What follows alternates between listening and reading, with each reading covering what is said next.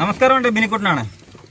ഇപ്പോൾ സാധാരണ രീതിയിലൊരു ഓട്ടോ ടാക്സി തൊഴിലാളി ചിന്തിക്കുകയാണ്. അവന് വലിയ കാര്യങ്ങളും ഇതിനെക്കുറിച്ച് വലിയ വശങ്ങളൊന്നും ഇല്ലെങ്കിൽ സാധാരണ ചിന്തിക്കുമ്പോൾ ഇപ്പോൾ പെട്രോളിനും ഡീസലിനും പമ്പി വില കൂടുതലാണ്. ആ വിലയും കൊണ്ട് പെട്രോൾ ഡീസൽ ഒഴിച്ച് നമ്മളെ വണ്ടി ഓടിച്ചു കഴിഞ്ഞാൽ നമുക്ക് വലിയ മികുതിയൊന്നും കിട്ടുന്നില്ല. സാധനങ്ങൾക്കെല്ലാം വില കൂടിയിട്ടുണ്ട്. ഇപ്പോൾ ഈ വില വെച്ച് ഇനി മുന്നോട്ട് പോകാൻ പറ്റത്തില്ല. ഇനിയിപ്പോൾ സാധനങ്ങൾ പടപടാന്ന് വില കൂടും. കമ്പി, സിമെൻറ്റ് എന്ന് വേണ്ട, പച്ചക്കറി, പലചരക്ക് ഏറ്റവും ഇഷ്ട സാധനങ്ങൾക്കെല്ലാം വില കൂടും. ഈ വിലയും കൊണ്ട് നമുക്ക് മുന്നോട്ട് പോകാൻ പറ്റത്തില്ല. ശ്രദ്ധിക്കേണ്ട കാര്യം എന്ന് പറഞ്ഞാൽ ക്രൂഡ് ഓയിലിന് അങ്ങ് വില കൂടുന്നു. അതിന് നിയന്ത്രണമില്ല. അതിൻ്റെ വില അനുസരിച്ച് പെട്രോളിനും ഡീസലിനും വില വർദ്ധിപ്പിക്കുന്നു. അത് പമ്പുകാർക്ക് ഒരു നിയന്ത്രണം, അവർക്ക് പൂർണ്ണ സ്വാതന്ത്ര്യം കൊടുത്തിരിക്കുകയാണ്. മറ്റ് സാധനങ്ങൾക്കെല്ലാം വില കൂടുന്നു. അതൊക്കെ അവർക്കൊരു പ്രത്യേക ഒരു നിയമമുണ്ട്. സാധനത്തിന് വില കൂടാം.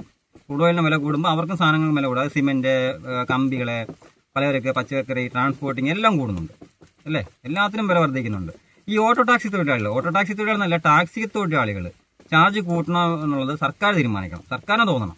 ബാക്കി എല്ലാ കാര്യത്തിലും നിയന്ത്രണമല്ല, സ്വാതന്ത്ര്യമുണ്ട്. അവർക്ക് നിയന്ത്രണമില്ല, സ്വാതന്ത്ര്യമുണ്ട്. അവർക്ക് ക്രൂഡ് ഓയിലിന്റെ വില കൂടുമ്പോൾ പെട്രോളിന് ഡീസലിന്റെ വില വർദ്ധിപ്പിക്കാനുള്ള സ്വാതന്ത്ര്യം പെട്രോളിയം കമ്പനികൾക്കുണ്ട് അല്ലേ?